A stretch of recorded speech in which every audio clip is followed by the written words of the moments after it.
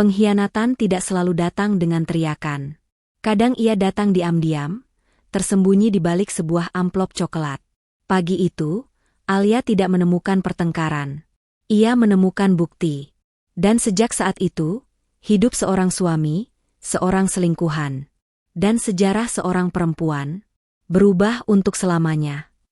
Assalamualaikum warahmatullahi wabarakatuh. Kisah ini terinspirasi berdasarkan kisah nyata. Nama, tempat dan karakter telah diubah demi menjaga privasi semua pihak. Segala bentuk kesamaan dan kejadian sebenarnya hanya kebetulan semata. Tonton sampai selesai karena sangat menguras emosi. Jangan lupa juga tekan tombol like dan subscribe. Baiklah, begini ceritanya. Pagi itu, Alia Permata sedang membereskan lemari pakaian di kamar tidur utama. Saat ia mengangkat beberapa kemeja Raka yang jarang dipakai, sebuah amplop coklat tebal terselip dan jatuh dari celah sempit antara lemari dan dinding. Dengan perasaan aneh, Alia membuka amplop tersebut. Isinya membuat jantungnya berhenti sejenak. Dokumen perjalanan umrah VIP untuk Raka Wijaya dan Alia Permata Wijaya. Tanggal keberangkatan 3 hari lagi. Yang membuatnya tercegang, foto perempuan yang terlampir di dokumen atas nama dirinya bukanlah dirinya. Perempuan itu jauh lebih muda, dengan rambut panjang terurai dan senyum manis yang dibuat-buat. Tangan Alia gemetar memegang bukti pengkhianatan yang paling menyakitkan ini. Sebagai pengusaha fashion online yang sukses, Alia tahu betul cara menganalisis masalah. Ia mengambil laptop dan membuka aplikasi perbankan. Matanya menyisir setiap transaksi dalam 2 bulan terakhir. Dan dia menemukannya, transfer sebesar 45 juta rupiah ke rekening atas nama travel umroh Al-Mabrur 10 hari yang lalu. Persis dengan harga paket umrah VIP yang tertera di dokumen. Alia menutup laptopnya dengan pelan. Emosinya bergolak, marah, sakit hati, dan dikhianati. Tetapi dia tidak menangis. Alia sudah melewati fase menangisi masalah. Sekarang dia dalam fase menyelesaikan masalah. Malam harinya, Raka pulang sekitar pukul 9. Wajahnya terlihat lelah namun ada semburat kegembiraan yang tidak biasa. Alia menyambutnya dengan senyum seperti biasa, bahkan menyiapkan nasi goreng seafood kesukaan Raka. Wah, nasi goreng nih. Makasih ya, sayang, kata Raka sambil mencium kening Alia. Sama-sama. Kamu pasti capek ya hari ini? Alia bertanya santai. Oh iya. Kapan tepatnya kamu berangkat ke Malaysia? Raka menjawab, tanggal 15 pagi, penerbangan jam 7 pagi. Di dalam hati Alia menghitung, 3 hari lagi.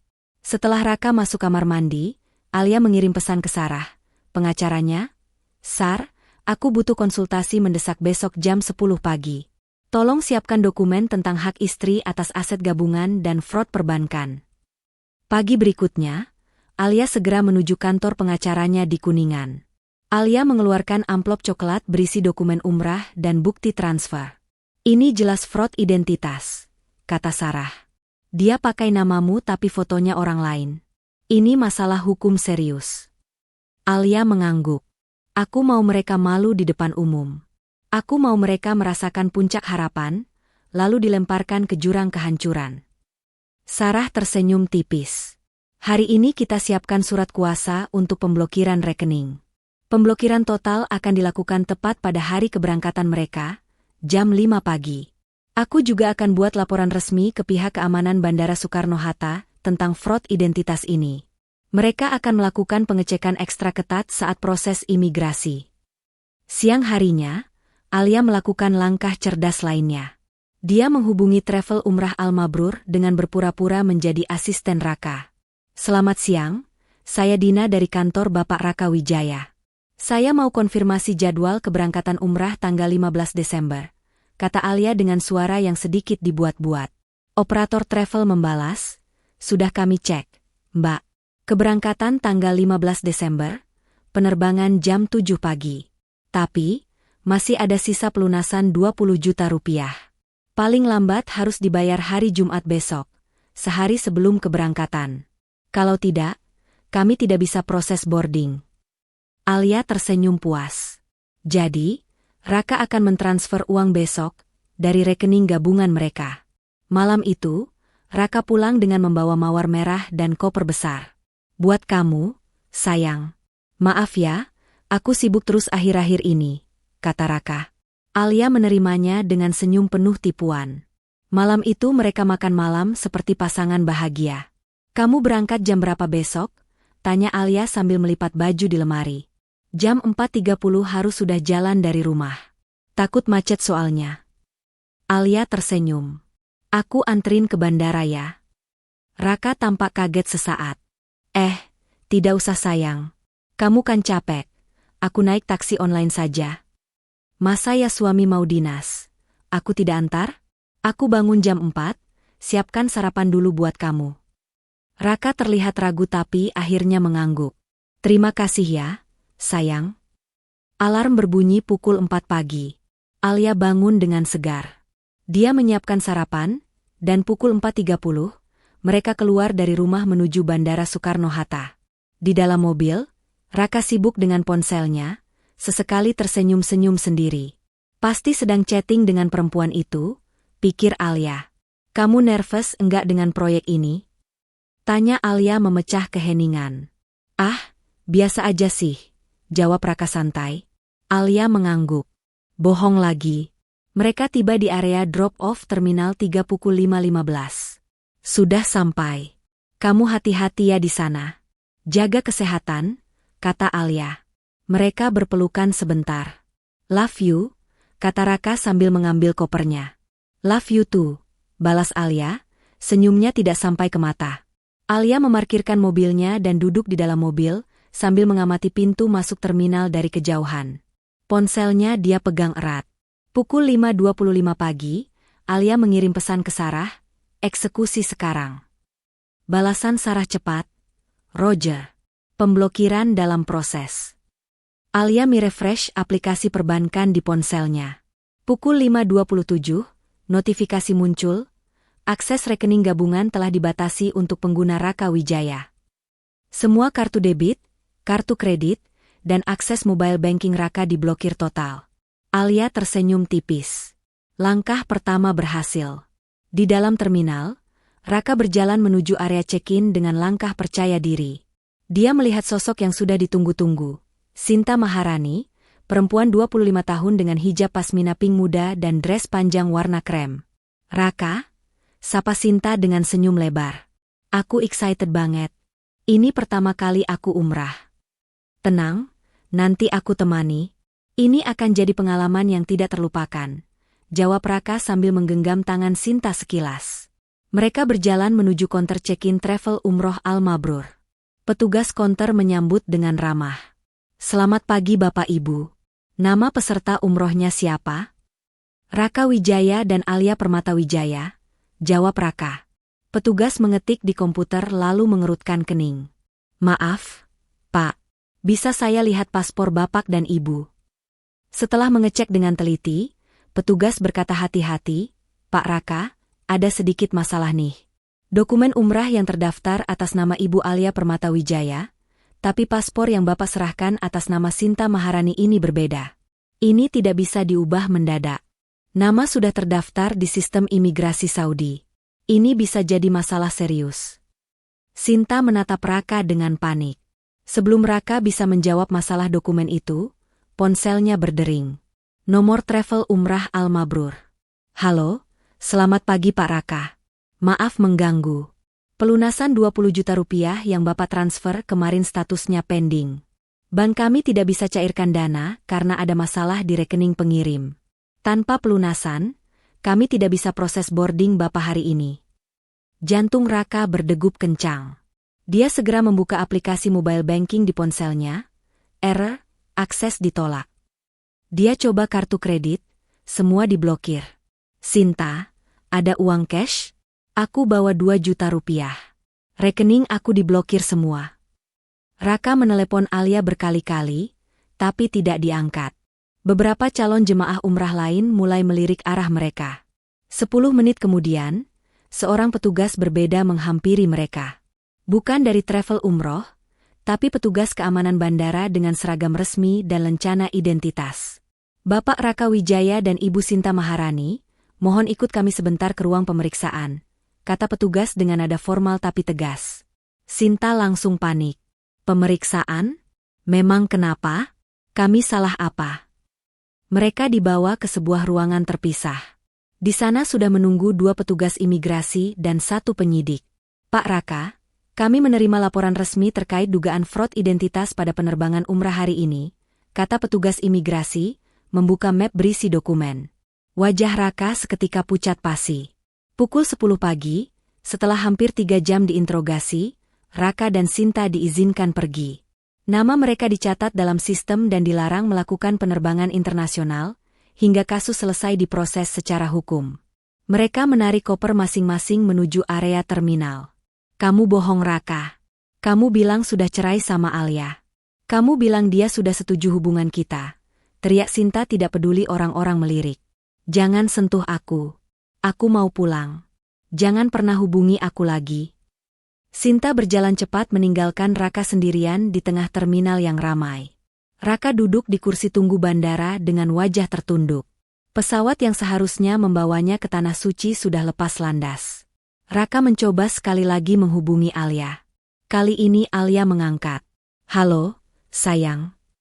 Suaranya tenang, terlalu tenang. Alia, tolong buka blokir rekening aku. Ini urgent banget.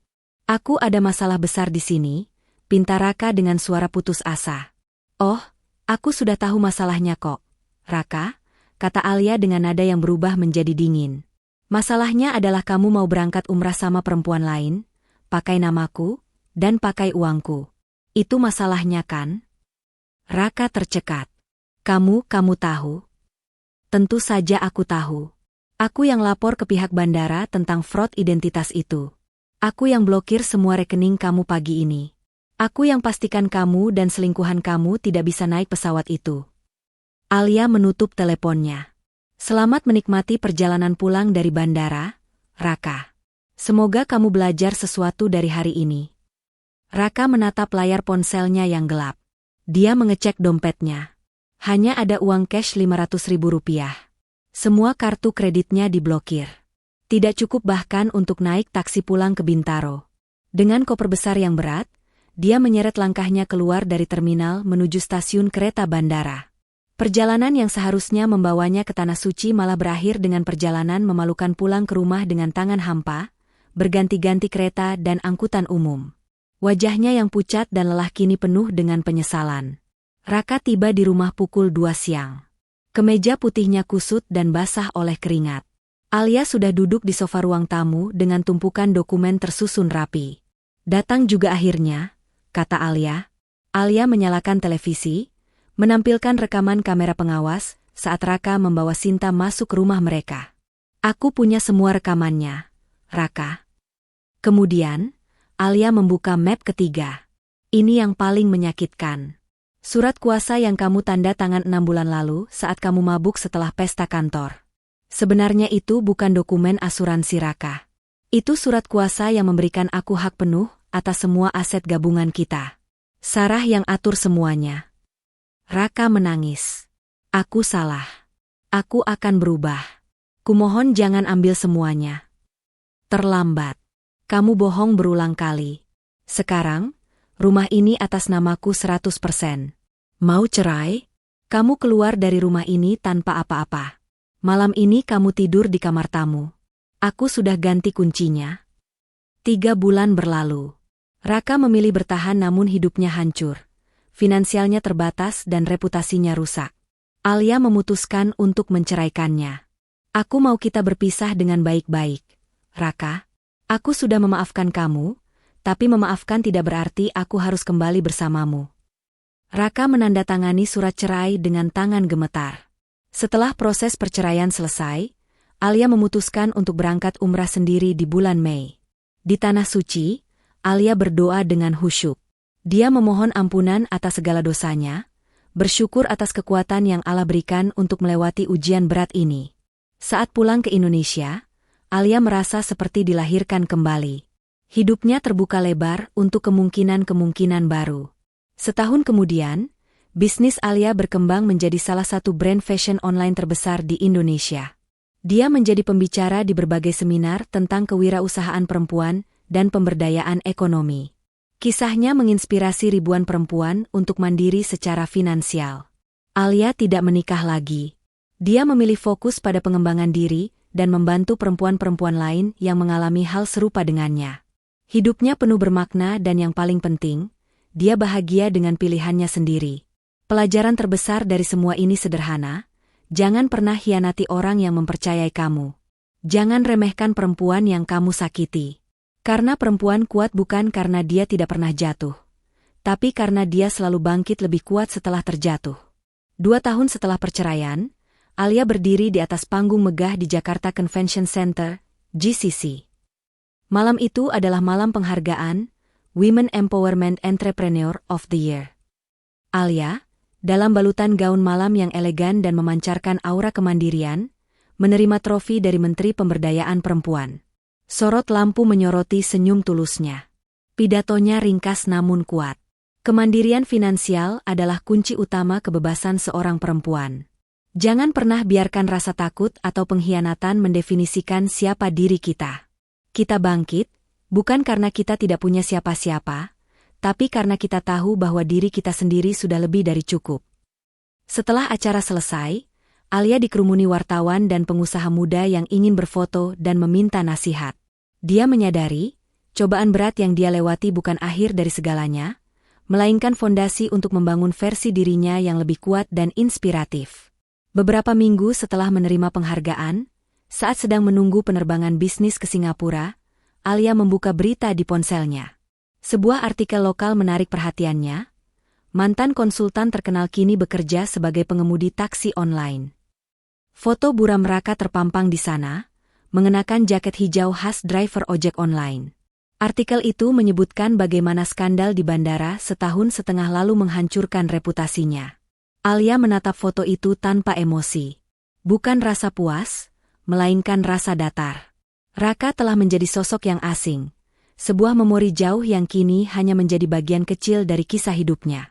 Di saat yang sama, dia juga melihat sekilas postingan Sinta yang kini aktif sebagai penjual kue rumahan.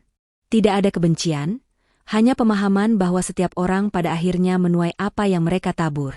Alia mematikan ponselnya, mengambil tas tangannya, dan berjalan menuju gerbang.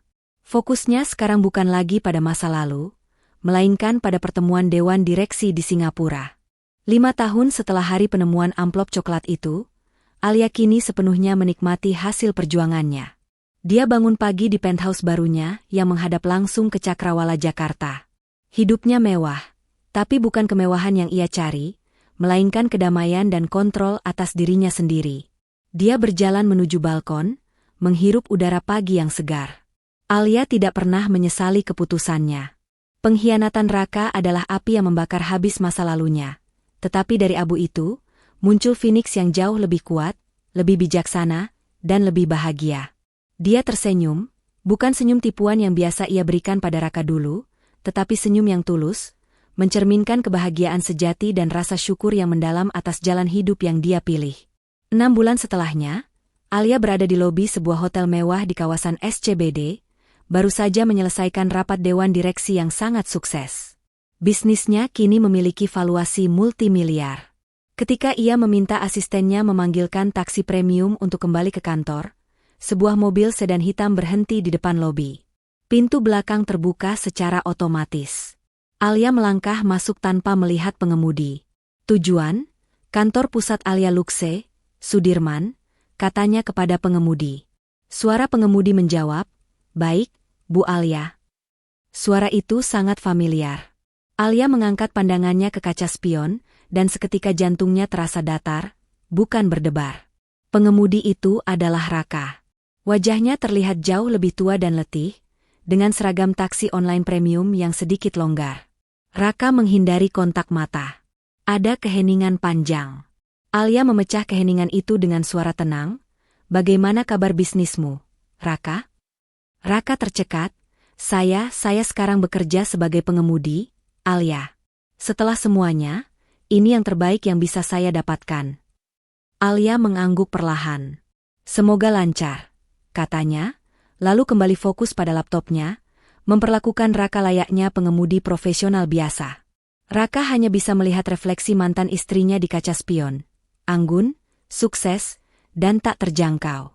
7 tahun setelah perceraian, Alia mengumumkan pendirian Yayasan Alia Permata, Pilar Kemandirian Perempuan. Acara peresmiannya diadakan di sebuah auditorium universitas ternama, disaksikan oleh ratusan perempuan dari berbagai latar belakang. Alia tampil memukau dalam setelan bisnis putih gading, menyampaikan pidato emosional tentang pentingnya benteng finansial bagi setiap perempuan. Kami tidak hanya menyediakan modal usaha, tetapi juga pelatihan literasi finansial.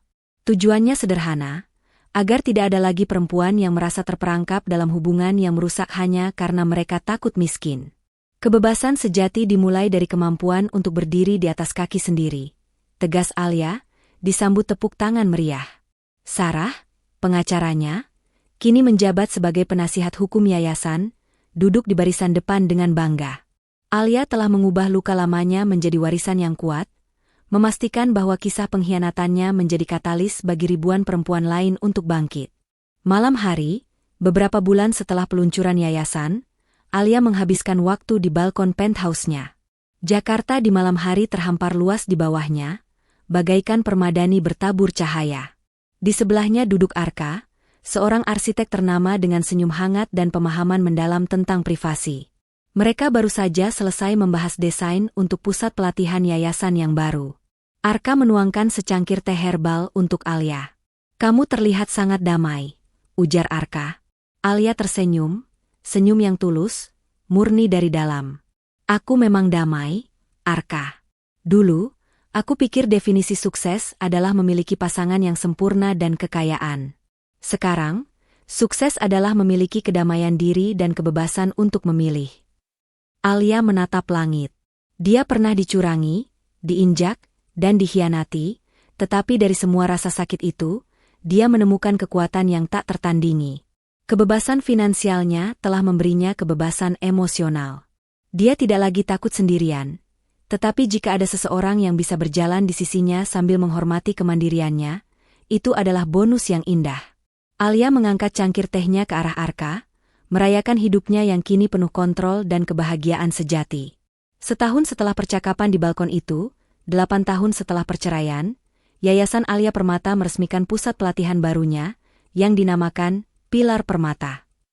Bangunan modern 3 lantai di pinggiran Jakarta, dirancang dengan indah oleh Arka, menjadi simbol nyata kemandirian yang diperjuangkan Alia. Dalam acara peresmian yang dihadiri oleh ratusan peserta pelatihan dan mitra bisnis, Alia, dalam balutan setelan bisnis putih gading yang sama saat ia mendirikan yayasan, memimpin tur fasilitas. "Setiap ruangan di sini," kata Alia, suaranya mantap saat berdiri di depan kelas literasi finansial yang penuh cahaya alami, adalah janji bahwa tidak ada perempuan yang harus memilih antara martabat dan keamanan finansial. "Kami membangun benteng, bukan hanya untuk diri kami, tetapi untuk generasi perempuan berikutnya." Arka berdiri di sampingnya, mengawasi dengan bangga. Sorot mata Alia memancarkan kepuasan mendalam atas misi hidupnya yang baru. Bisnis dan yayasan Alia terus tumbuh pesat, tidak hanya di tingkat nasional tetapi juga internasional. 9 tahun setelah perpisahan yang menyakitkan itu, Alia diundang sebagai pembicara utama di Global Women Entrepreneurship Summit di Paris. Berdiri di atas panggung yang megah dengan latar menara Eiffel di kejauhan, Alia menyampaikan pidato tentang The Power of Financial Autonomy as a Trauma Response. Dia menceritakan kisahnya secara ringkas, tanpa menyebut nama, hanya fokus pada transformasi dari korban menjadi pemimpin. Di sesi tanya-jawab, seorang jurnalis bertanya, "Apa rahasia terbesar Anda untuk bertahan dan sukses?" Alia tersenyum. "Saya menyadari bahwa uang memberi saya pilihan. Dan pilihan memberi saya kebebasan. Ketika seseorang mencoba mengambil hak pilihan Anda, pastikan Anda punya benteng finansial yang tidak bisa mereka sentuh." Tepuk tangan meriah memenuhi aula. Alia telah menjadi suara perempuan global. 10 tahun berlalu sejak hari ia menemukan amplop coklat itu. Alia sekarang berusia 42 tahun dan berada di puncak karir. Suatu sore, asistennya menyerahkan sebuah surat fisik yang dialamatkan ke kantor pusatnya. "Pribadi, untuk Alia Permata." Surat itu berasal dari Raka. Raka menulis tentang tahun-tahun penyesalannya, tentang bagaimana ia menyaksikan dari jauh kesuksesan Alia, dan tentang permintaan maaf terakhir yang tulus, tidak mengharapkan balasan apapun. Raka menyebutkan bahwa ia kini bekerja di sebuah yayasan kecil di luar kota, mencoba menebus kesalahannya dengan melayani masyarakat, dan bersyukur atas pelajaran pahit yang Alia ajarkan. Alia membaca surat itu dari awal hingga akhir. Tidak ada lagi kemarahan atau kebencian, hanya ada rasa lega. Dia melipat surat itu dengan rapi, menaruhnya di tempat sampah kantor, dan kembali menandatangani kontrak miliaran rupiah yang tergeletak di mejanya. Masa lalu telah diakui dan ditutup.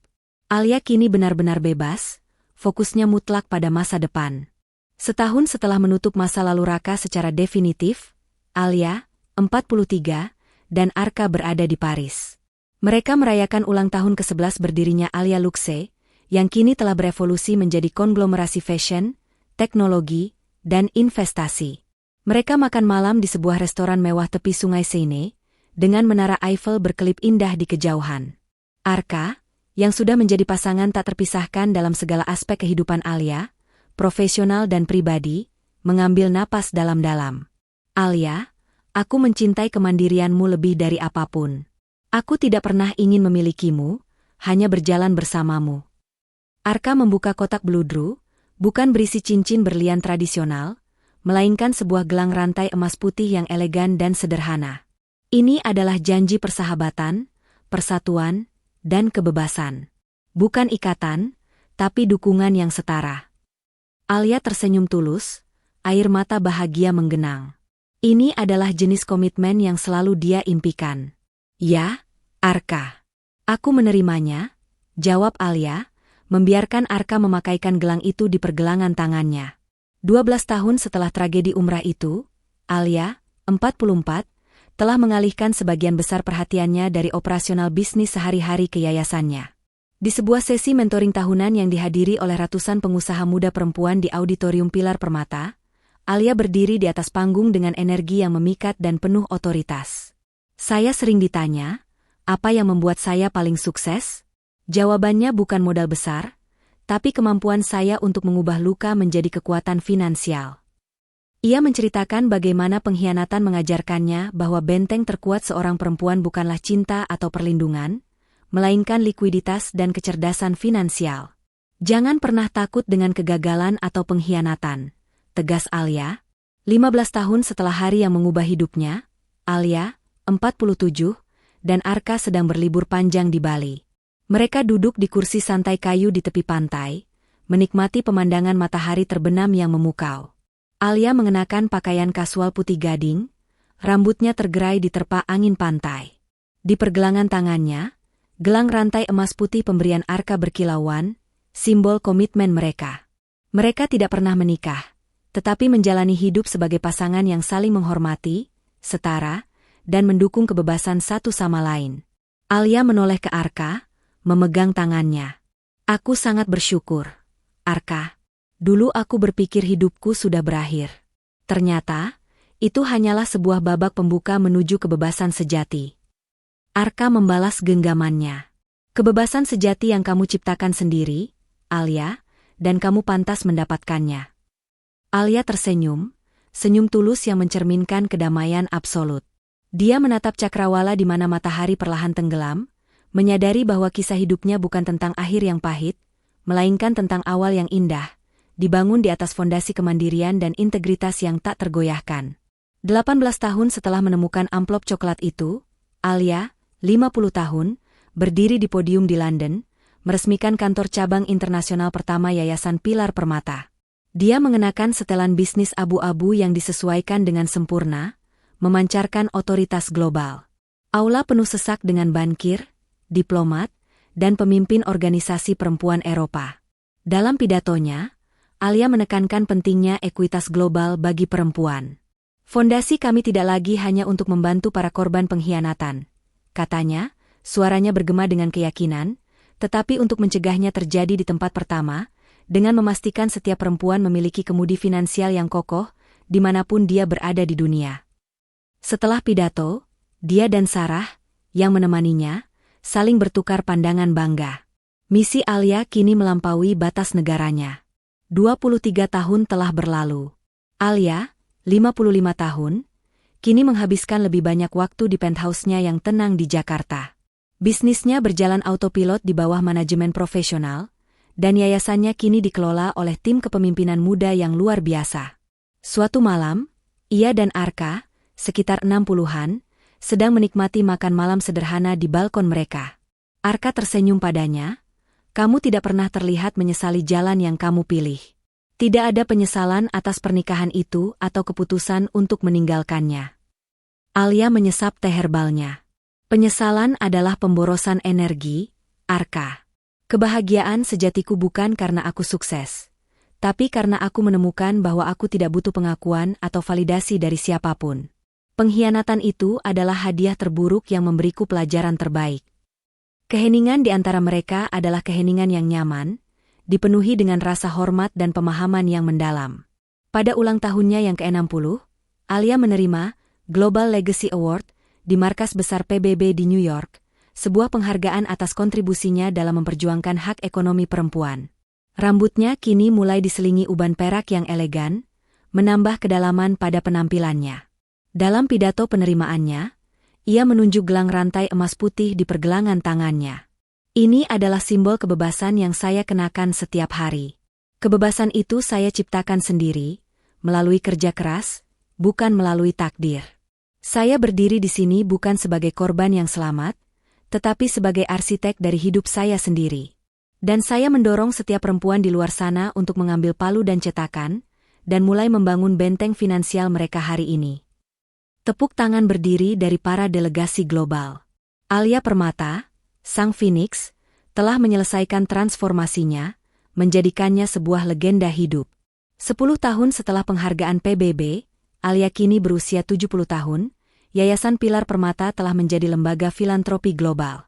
Alia memutuskan untuk menyerahkan kursi kepemimpinan harian kepada seorang CEO muda yang brilian. Dalam konferensi pers peresmian CEO baru di markas besar yayasan yang kini berdiri megah di pusat Jakarta, Alia berdiri di samping penerusnya.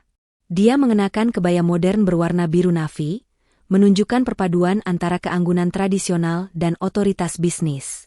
"Kepemimpinan ini bukan tentang siapa yang paling lama bertahan," kata Alia, suaranya kini lebih lembut namun tetap berbobot, "tetapi tentang memastikan bahwa benteng finansial yang kita bangun akan abadi, melayani generasi perempuan di masa depan." Setelah pidato, Alia melambaikan tangan kepada kerumunan, langkahnya mantap menuju masa pensiun yang aktif. Malam harinya, Alia dan Arka, sekitar 75 tahun, berada di ruang perpustakaan penthouse mereka, yang kini dipenuhi dengan buku-buku dan penghargaan. Arka sedang membaca, dan Alia memandangi pergelangan tangannya. Gelang rantai emas putih pemberian Arka, simbol kebebasan dan komitmen yang setara, masih melingkar sempurna di sana. Arka meletakkan bukunya dan menggenggam tangan Alia. "Kamu telah memberikan segalanya, Alia. Sekarang, giliran kita menikmati sisa bab ini." Alia bersandar di bahu Arka. "Aku tidak pernah berpikir aku bisa menemukan kedamaian seperti ini setelah semua badai. Kebebasan terbesar adalah tidak lagi mencari validasi," bisiknya. Mereka duduk dalam keheningan yang nyaman, di bawah cahaya lampu yang redup, merayakan kisah cinta yang dibangun di atas fondasi kemandirian dan rasa hormat, bukan ketergantungan. 25 tahun setelah menemukan amplop coklat itu, Alia 72 tahun, Alia diundang untuk memberikan kuliah umum di alma maternya. Panggung itu dipenuhi oleh mahasiswa baru yang ingin tahu rahasia kesuksesannya. Alia, yang kini tampil tanpa riasan tebal, namun auranya tetap dominan, memberikan pesan terakhirnya. "Dengarkan saya," katanya, menatap setiap wajah muda di depannya. "Saya belajar bahwa pengkhianatan terbesar bukanlah saat orang lain menyakiti Anda, tetapi saat Anda mengkhianati potensi diri Anda sendiri karena takut. Jangan pernah izinkan ketidakamanan finansial menjadi rantai yang menahan Anda. Bangunlah benteng Anda, kumpulkan sumber daya Anda, dan ingat, Anda adalah arsitek tunggal dari kebahagiaan sejati Anda." Sambil berjalan turun dari panggung diiringi tepuk tangan yang mengguntur, Alia tahu bahwa warisannya telah terpatri. Kisah pengkhianatan umrah telah berubah menjadi kisah kemandirian global. 3 tahun setelah pidato di alma maternya, Alia berusia 75 tahun, Alia dan Arka, 80 tahun, memutuskan untuk mengunjungi kembali gudang dan kantor kecil di Tanah Abang, tempat Alia Luxe pertama kali didirikan.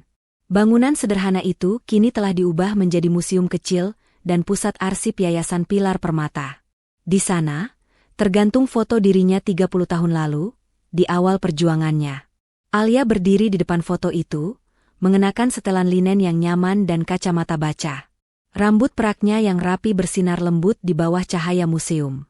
Arka berdiri di sampingnya, memegang tongkat dengan tatapan penuh kehangatan. Dari sini semuanya dimulai, Al, bisik Arka. Alia tersenyum, bukan senyum sinis atau penuh dendam, melainkan senyum tulus seorang pemenang. Aku harus berterima kasih pada amplop coklat itu, Arka. Tanpa kejutan itu, aku mungkin masih menjadi istri rumahan yang nyaman, bukan arsitek benteng ini. Dia menyentuh bingkai foto dirinya yang muda itu, menghargai setiap langkah, baik yang menyakitkan maupun yang membahagiakan. 5 tahun kemudian, Yayasan Pilar Permata meresmikan pusat literasi finansial terbarunya di Jawa Tengah. Bangunan megah itu didedikasikan atas nama Arka Wibawa, sebagai pengakuan atas peran besarnya dalam rancang infrastruktur yayasan dan dukungannya yang tak pernah padam terhadap misi Alia. Pada usia 80 tahun, Alia tampil di panggung peresmian, dibantu oleh kursi roda, namun suaranya masih berbobot dan penuh keyakinan. Pilar Permata adalah benteng, katanya, menatap ke arah Arka yang duduk di barisan depan dengan bangga. Dan setiap benteng membutuhkan arsitek yang memahami bahwa kekuatan sejati terletak pada fondasi yang setara. Arka tidak pernah mencoba mengambil kendali, dia hanya membantu saya membangunnya lebih tinggi. Kebebasan sejati, teman-teman, adalah memiliki pasangan yang merayakan kemandirian Anda, bukan yang mencoba memilikinya. Tepuk tangan membahana. Alia telah memastikan warisannya melampaui dirinya sendiri dan menghormati mitra sejati dalam hidupnya. Pada usia 85 tahun, Alia menghabiskan sebagian besar waktunya di penthouse yang menghadap Cakrawala Jakarta. Meskipun tubuhnya mulai rapuh, pikirannya tetap tajam.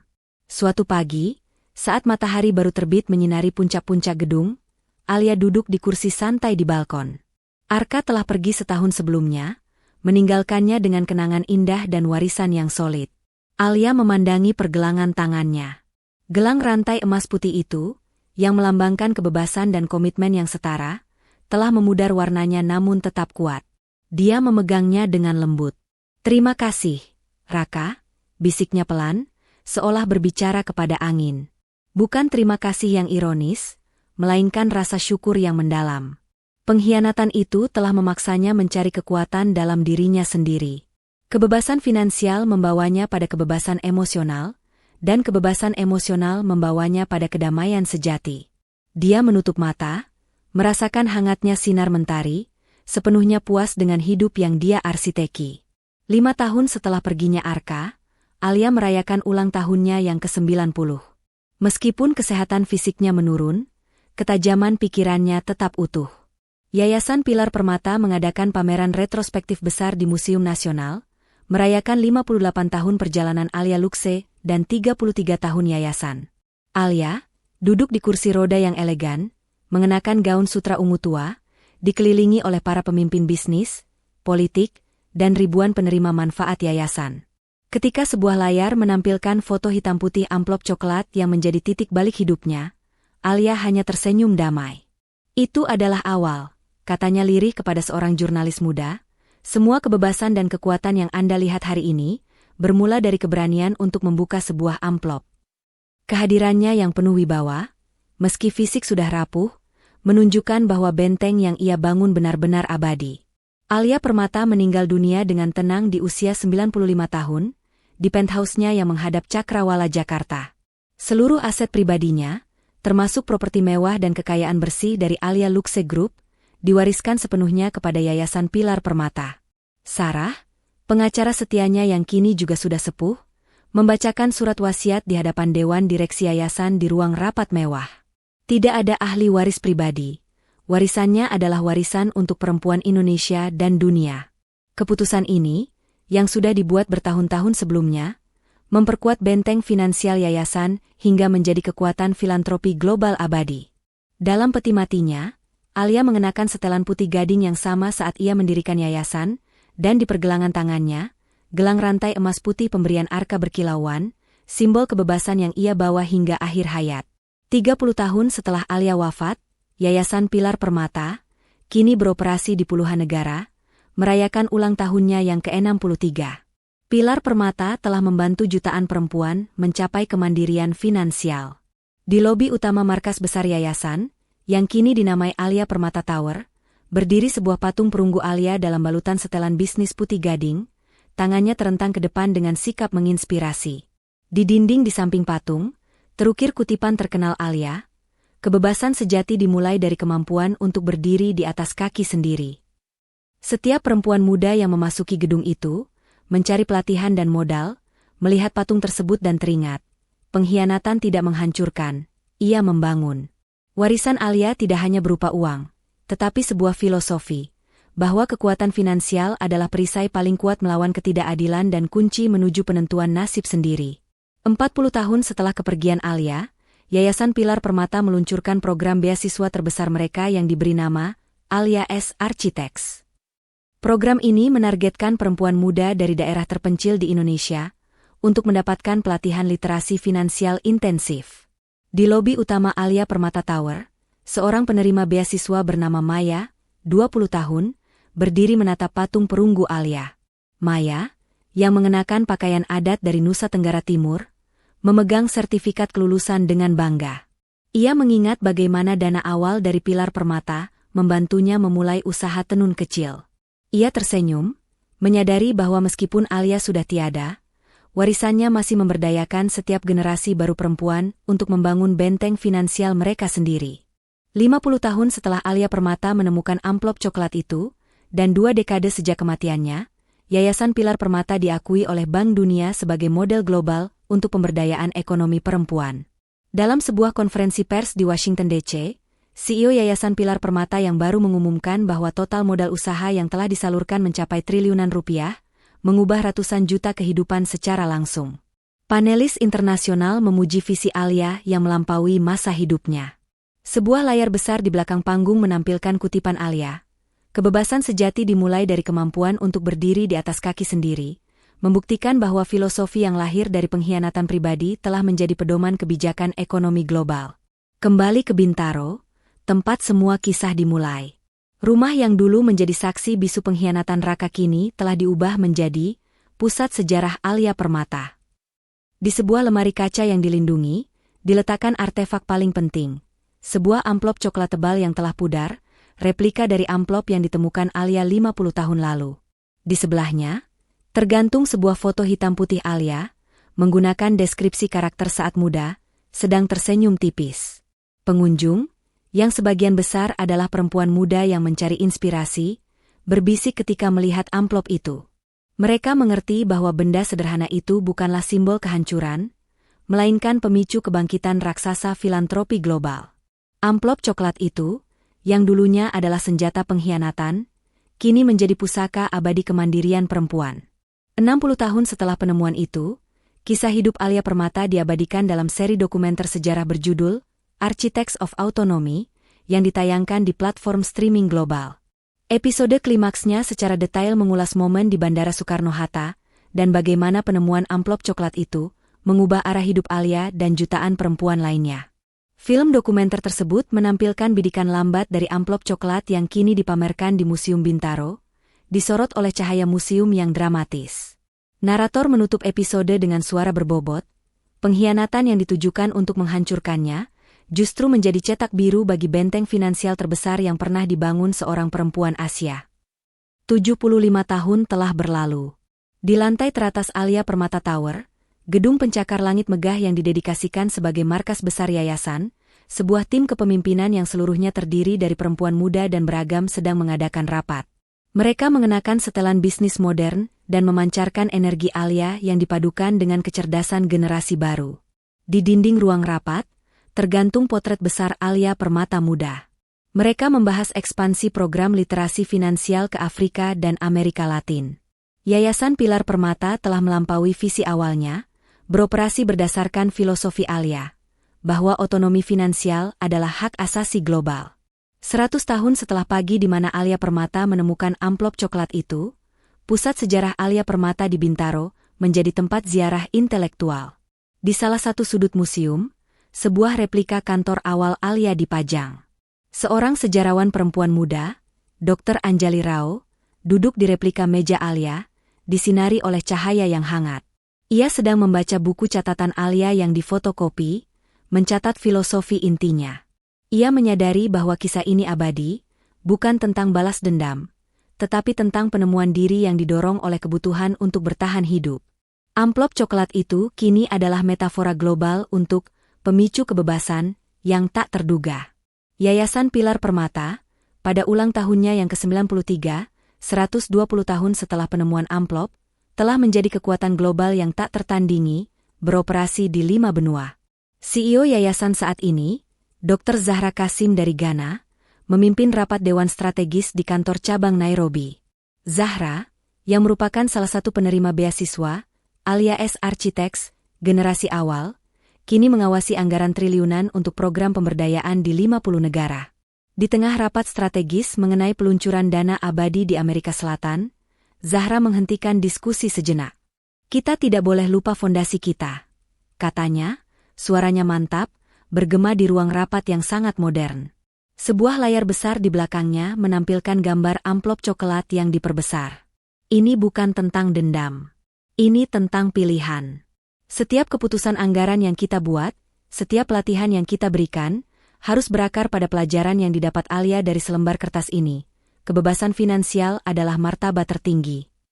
Anggota dewan yang beragam ras dan usia mengangguk, menyadari bahwa meskipun Alia telah tiada selama puluhan tahun, filosofi, benteng finansial, tetap menjadi pedoman yang abadi. Di New York, 150 tahun setelah penemuan amplop coklat, artefak itu mendapat pengakuan tertinggi dalam sejarah sosial. Replika amplop coklat tebal itu, yang dihias dengan bingkai titanium dan dilengkapi dengan panel penjelasan interaktif, dipajang di Hall of Global Socioeconomic History di Museum Sejarah Dunia. Replika tersebut dipindahkan dari Pusat Sejarah Alia Permata di Bintaro, sebagai pinjaman kehormatan. Dalam upacara pembukaan pameran, kurator utama, Profesor Miles Chen, menjelaskan, ini bukan hanya amplop. Ini adalah simbol katalis yang mengubah pengkhianatan pribadi menjadi gerakan sosial global. Ini menunjukkan bahwa revolusi ekonomi dapat dimulai dari ruangan domestik yang paling intim, dipicu oleh keinginan seorang perempuan untuk mengontrol nasibnya sendiri. Ratusan pengunjung berdesakan untuk melihat benda bersejarah itu, mengagumi kekuatan transformatif dari sebuah amplop coklat sederhana yang kini menjadi ikon global. Di salah satu sekolah menengah modern di Surabaya, Indonesia, puluhan tahun kemudian, pelajaran literasi finansial menjadi wajib. Seorang guru muda, Ibu Dewi, mengakhiri modulnya yang berjudul Doktrin Permata, Pilihan Finansial, di kelas. Di papan tulis digital, terpampang kutipan Alia, kebebasan sejati dimulai dari kemampuan untuk berdiri di atas kaki sendiri. Ingat anak-anak, kata Bu Dewi, mengamati puluhan wajah muda di depannya, kisah Alia Permata bukan tentang menjadi kaya. Ini tentang memiliki uang kabur, dana darurat yang memberi Anda kebebasan untuk pergi kapanpun martabat Anda dipertaruhkan. Benteng finansial adalah pertahanan terbaik Anda. Murid-murid mencatat dengan serius, menyadari bahwa pelajaran sejarah yang mereka pelajari kini memiliki aplikasi praktis yang vital untuk masa depan mereka. Amplop coklat itu, 175 tahun setelah penemuannya, telah menjadi kurikulum resmi yang diajarkan untuk memastikan generasi mendatang tidak lagi terperangkap oleh ketidakmandirian. 180 tahun setelah Alia Permata menemukan amplop coklat itu, warisannya mencapai pengakuan tertinggi di tingkat nasional. Dalam sebuah upacara kenegaraan yang hikmat, Presiden Republik Indonesia saat itu mendeklarasikan tanggal 12 Desember, Hari Penemuan Amplop Coklat, sebagai Hari Otonomi Finansial Perempuan Nasional. Upacara tersebut diadakan di pelataran Alia Permata Tower, disaksikan oleh ribuan perempuan dari seluruh kepulauan. Deklarasi ini memperkuat filosofi Alia sebagai doktrin resmi negara dalam hal pemberdayaan perempuan. Patung perunggu Alia yang berdiri di lobi utama disorot dalam siaran langsung nasional, memvisualisasikan perjalanan dari pengkhianatan pribadi menjadi kebijakan publik yang mengikat. Tepat 2 abad sejak amplop coklat itu jatuh di Bintaro, Alia Permata Tower memperoleh pengakuan global yang abadi. Markas besar Yayasan Pilar Permata, yang kini disebut Alia Permata Global Center, resmi ditetapkan sebagai situs warisan dunia UNESCO. Bangunan pencakar langit megah yang dirancang Arka puluhan tahun sebelumnya, kini diakui bukan hanya karena keindahan arsitekturnya, tetapi sebagai monumen hidup bagi kemandirian perempuan, sebuah peringatan fisik yang tak lekang dimakan waktu bahwa perubahan sosial dapat dipicu oleh krisis pribadi. Plakat perunggu UNESCO dipasang di lobi utama, di bawah patung Alia, memastikan bahwa kisah ini akan diceritakan kepada generasi dunia berikutnya. 250 tahun telah berlalu. Di ruang rapat strategis global yang berada di puncak Alia Permata Global Center, Dr. Kiara Sanjaya, CEO Yayasan Pilar Permata Generasi ke-6, memimpin rapat. Kiara, seorang perempuan muda berusia 32 tahun dengan aura otoritas yang tenang, memiliki kemiripan mencolok dengan potret Alia Permata di masa muda. Ia menatap potret besar Alia yang tergantung di dinding ruang rapat. Potret itu menampilkan Alia, 32 tahun, yang mengenakan blazer biru dan tersenyum tenang. Anggaran untuk ekspansi ke Mars Koloni harus disetujui, berdasarkan prinsip yang sama yang diajarkan Alia kepada kita, kata Kiara, suaranya mantap. Kebebasan finansial tidak mengenal batas planet. Kiara, dengan langkah Alia yang mantap, memastikan bahwa benteng yang dibangun dari sebuah amplop coklat kini telah menjadi kekuatan antar bintang. 300 tahun telah berlalu sejak Alia Permata menemukan amplop coklat itu. Di Alia Permata Global Center, yang kini menjadi kompleks multinasional yang tersebar di seluruh dunia, modul pelatihan literasi finansial telah berevolusi. Salah satu modul wajib bagi setiap peserta pelatihan adalah The Envelope VR Experience. Dr. Liana Setiawan, CEO Generasi ke-7, mengenakan kacamata realitas virtual dan memulai simulasi. Dalam simulasi tersebut, ia berdiri di kamar tidur utama Bintaro yang telah direkonstruksi digital, melihat replika amplop coklat jatuh dari celah lemari. Narasi Alia yang berbobot membimbing peserta melalui proses penemuan, analisis masalah, hingga eksekusi pembalasan yang cerdas. Modul ini mengajarkan bukan hanya tentang keuangan, tetapi juga ketahanan emosional dan pengambilan keputusan strategis di bawah tekanan ekstrim. Modul berakhir dengan peserta berdiri di lobi Alia Permata Tower, merasakan aura kemandirian yang dihasilkan dari keputusan tunggal di masa lalu. 350 tahun setelah penemuan amplop, Hari Otonomi Finansial Perempuan Nasional di Indonesia kini telah diakui secara global oleh Persatuan Negara-Negara Global, PNG. Di kota Jakarta yang ultramodern, patung Alia Permata di lobi Alia Permata Global Center menjadi fokus utama perayaan. Jutaan orang dari seluruh dunia, baik di bumi maupun koloni Mars, berpartisipasi dalam perayaan digital yang merayakan filosofi benteng finansial. Di layar-layar holografik raksasa di jalanan Sudirman, terpampang gambar amplop coklat di samping kutipan Alia. Kisah ini tidak lagi dianggap sebagai kisah bisnis atau balas dendam, tetapi sebagai kisah hak asasi manusia dan kemandirian fundamental. 400 tahun setelah Alia memulai revolusinya, warisannya mencapai puncak kosmiknya. Di Valles Marineris Dome, koloni Mars, Dewan Pemerintahan Koloni Mars, DPCM, sedang mengadakan rapat darurat mengenai krisis ekonomi akibat fluktuasi harga mineral. Ketua DPCM, Gaya Permata, keturunan spiritual Alia, 32 tahun, berdiri di depan peta holografik. Di tangannya, ia mengenakan gelang rantai emas putih yang persis sama dengan yang diberikan Arka kepada Alia berabad-abad lalu. Kita tidak akan mengambil dana darurat warga untuk menutupi kerugian korporasi, tegas Gaya. Prinsip benteng finansial adalah fondasi koloni ini. Kita harus memastikan setiap warga Mars memiliki uang kabur mereka sendiri. Kebebasan tidak mengenal batas planet, dan kita tidak akan mengkhianati filosofi Alia. Gaya Permata mengambil keputusan yang melindungi otonomi finansial setiap individu, memastikan bahwa pelajaran dari sebuah amplop coklat di Bintaro 400 tahun lalu terus menjadi pedoman peradaban antar bintang.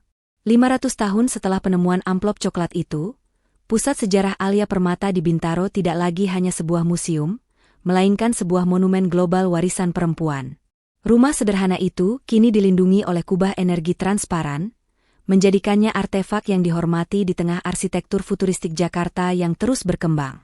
Setiap tahun, pada Hari Otonomi Finansial Perempuan Nasional, kubah itu dibuka untuk umum. Tahun ini, Dr. Liana Setiawan, CEO Generasi ke-7, 35 tahun, memimpin upacara perayaan di dalam ruangan utama. Di sudut kamar tidur, di mana amplop itu ditemukan, Replika digital interaktif memutar ulang momen penemuan, diperlihatkan kepada ratusan peziarah digital dari seluruh dunia. Liana, berdiri di samping lemari pakaian yang ikonik, berbicara, 5 abad telah berlalu. Apa yang dimulai sebagai pengkhianatan pribadi, kini adalah fondasi kebebasan ekonomi bagi setengah populasi dunia. Amplop ini bukan hanya sejarah, ini adalah cetak biru. Dampak filosofi Alia terasa hingga ke inti pendidikan. Di New Earth Colony, 510 tahun setelah tragedi Umrah, modul literasi finansial primer yang wajib di semua sekolah kini dinamakan The Alia Permata Principle. Modul tersebut mengajarkan anak-anak dan remaja bagaimana membangun kekayaan sebagai benteng perlindungan, bukan sekadar simbol kemewahan. Dalam sebuah ruang kelas futuristik, yang menghadap ke pemandangan hijau koloni, seorang guru menggunakan teknologi proyeksi holografik untuk menunjukkan infografis yang kompleks tentang pentingnya, dana kabur, dan likuiditas. Gambar ikonik amplop coklat muncul di udara, di samping potret Alia Permata muda.